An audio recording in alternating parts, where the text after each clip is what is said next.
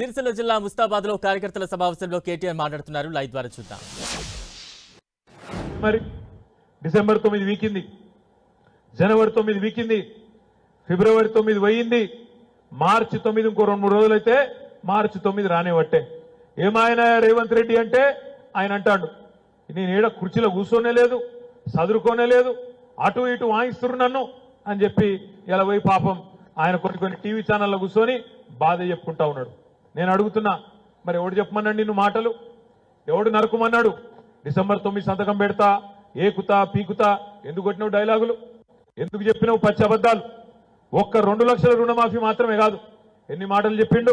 కేసీఆర్ వేసేది బిచ్చం, 10,000 కేసీఆర్ బిచ్చం వేసినట్టే ఇస్తుండు. రైతు బంధు నేను 15,000 ఇస్తా, ఒక వారం రోజులు ఆగుండ్రి 15,000 ఇస్తా అన్నాడు.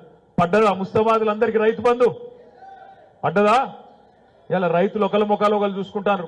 పాపం కాంగ్రెస్ కోట్లేసిన వాళ్ళు కూడా ఏం చేయాలో తెలియక దొంగకు తేలి కుట్టినట్టు ఏం చేయాలో తెలియక ఒకళ్ళ ముఖాలు ఒకళ్ళు చూసుకుంటారు. ఎంత మోసపోతివిరా అని. కేసీఆర్ ఉన్నప్పుడేమో వారం రోజుల లోపల రైతు బంధు టింగు టింగు టింగు అని ఫోన్లు మోగాలే, 7,000 కోట్లు మన కడుపుల సల్లగదలకుండా బ్యాంకులో పడితే ఆ రోజు కేసీఆర్ విలువ అర్థం కాలే. ఇలా రేవంత్ రెడ్డి వచ్చినాక ఇప్పుడు తెలుస్తుంది బాధ. ఏడవాయ రైతు బంధు అంటే ఏమో ఎప్పుడు వస్తుంది తెలియదు. కరెంట్ ఎట్లున్నది? కరెంటు కోతలు మొదలైనయా? లో వోల్టేజ్ సమస్యలు మొదలైనయా? నేను మొన్న పోయినా, నాగర్ కర్నూలు పోయినా, నేను మాట్లాడుతుంటేనే కరెంటు పోయింది 15 నిమిషాలు. ఏమైందంటే అందరు కిందికెళ్ళి నవ్వుతాను, జై కాంగ్రెస్ అంటాను. గట్లున్నది మరి మార్పు. ఇంకేం ఏమిట్లా ఏం మొదలు కాలే. బస్సు ఫ్రీ అన్నారు, బంగారం ఫ్రీ అన్నారు. ఇప్పుడు మరి పాత కళ్యాణ లక్ష్మి చెక్కులే ఇవ్వబట్టి ఎవడన్నా ఎక్కడన్నా తులం బంగారం ఇచ్చిండా? ఆడబిడ్డలకు మాటలు చెప్పినరు, బస్సు ఫ్రీ, బంగారం ఫ్రీ. కోడలుంటే 2,500, అత్తలుంటే 4,000. అత్తలే కాదు, ఆ అత్తకో ఒక ఆయన మామ ఉంటే కూడా ఆయనకో 4,000. కేసీఆర్ ఒక్కరికే ఇస్తాడు, ఇంట్లో ముసలోళ్లకు మేము ఇద్దరికి ఇస్తాం, 4,000 ఇస్తామన్నారు. పాపం నమ్మి మోసపోయి కేవలం 4 లక్షల ఓట్ల తేడాతో రాష్ట్రం మొత్తం చూస్తే, మొత్తం పడ్డ ఓట్లు చూస్తే 4 లక్షల ఓట్ల తేడాతో మాత్రమే మనం ఓడిపోయినాం తప్ప పెద్ద తేడా ఏం కాదు.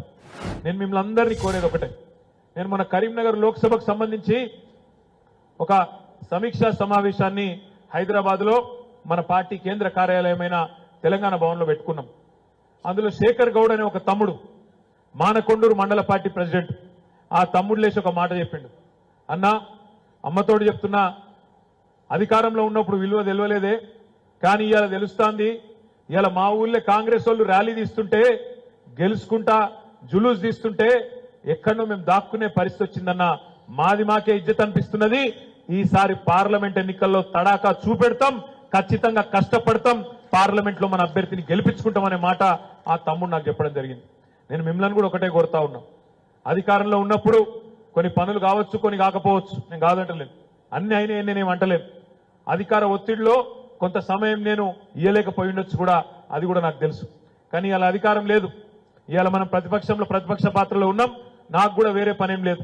కార్యకర్తలను చూసుకునుడు, మీ కష్ట సుఖాలు చూసుకునుడు, మిమ్మల్ని కడుపులో పెట్టుకొని చూసుకునే బాధ్యత నాది అనే మాట నేను మీకు విజ్ఞప్తి చేస్తా ఉన్నా. ఎవ్వరు కూడా ఈ విషయంలో బేజారు కావాల్సిన అవసరం లేదు. తప్పకుండా మీ కష్టంలో సుఖంలో నేనుంటా, నేను చూసుకుంటా అనే మాట కూడా నేను మీకు విజ్ఞప్తి చేస్తా ఉన్నా.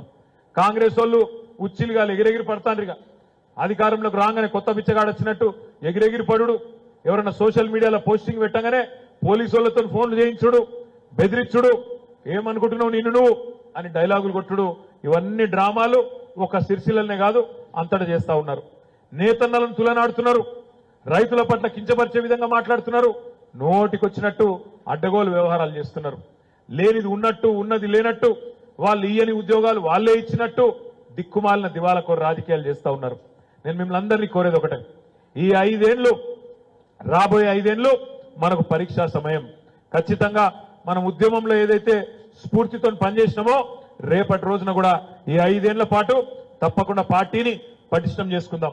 తమ్ముళ్ళు మాట్లాడుతూ అన్నారు, అన్న కమిటీలు వేయాలి, ఇంకా కమిటీలు వేయాలి, బలోపేతం చేయాలి, సీనియర్ నాయకులతో పాటు కొత్త రక్తం కూడా రావాలి. కొంతమంది నాయకులు పోతారు, నాకు కూడా తెలుసు. తప్పకుండా పోయేటోళ్ళు ఉంటారు, అవకాశవాదులు ఉంటారు, పోనీయండి, ఏం పర్వాలేదు, పోయేటోని పోనీయండి, చేయి టాపకండి, అలమించుకోకండి, బలవంతంగా ఎవరిని ఆపాల్సిన అవసరం లేదు. కొత్త నాయకత్వాన్ని తయారు చేసుకుందాం. ప్రజల్లో ఆదరణ ఉన్నంత కాలం తప్పకుండా నాయకులు ఒకరో ఇద్దరు ముగ్గురు పోయినా ఏం బాధ లేదనే మాట కూడా నేను మీకు విజ్ఞప్తి చేస్తా ఉన్నా. ఎందుకంటే ప్రతి పార్టీలో అవకాశవాదులు ఉంటారు, పోరాటవాదులు ఉంటారు.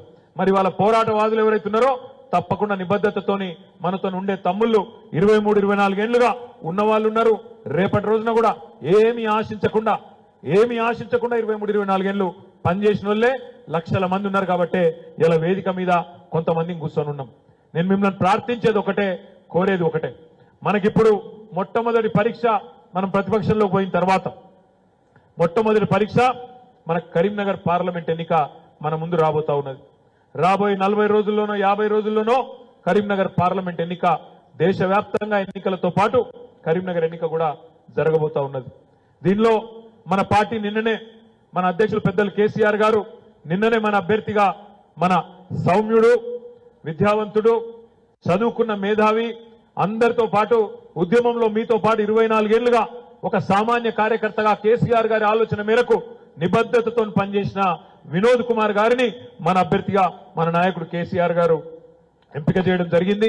రేపటి రోజున ముస్తాబాద్ కూడా తప్పకుండా వారిని తీసుకొని వస్తాం, మిమ్మల్ని అందరినీ కూడా కల్పిస్తాం. మిమ్మల్ని నేను కోరేది ఒకటే, గత 5 ఏళ్లు ఆనాడు 5 ఏళ్ల కింద చేసిన తప్పుకు ఇవాళ పార్లమెంట్ సభ్యుడిగా ఒక ఆయన ఉన్నాడు. ఆయన ఏం మాట్లాడుతారో ఆయనకే తెలియాలి, మనకైతే అర్థం కాదు. అన్నా ఇవాళ ఏం వారం అన్నా, అన్నా రేపేం వారం అన్నా, ఇవాళ ఏం దేవుడన్నా రేపేం దేవుడన్నా, అది తప్పు ఇంకోటి తెలియదు. పార్లమెంట్ మెంబర్ అంటూ ఏం చేయాలన్నా, పోవాలి పార్లమెంట్ లో.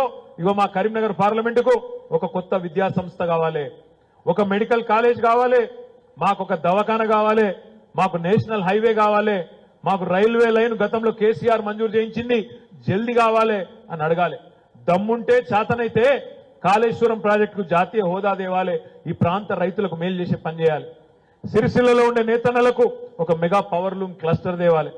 మరి నేను ఇప్పుడు చెప్పిన దానిలో ఒక్క పనిన చేసిండా బండి సంజయ్ అంటే ఆయన? ఏం బీకిండా 5 ఏళ్ళు? ఏమీ లేదు. ఏమన్నా మాట్లాడితే నువ్వు హిందువా ముస్లింవా, హిందువా ముస్లిమా, మసీదా మందిరా, ఏం మాట్లాడినా గదే తప్ప ఇంకోటి రాదు.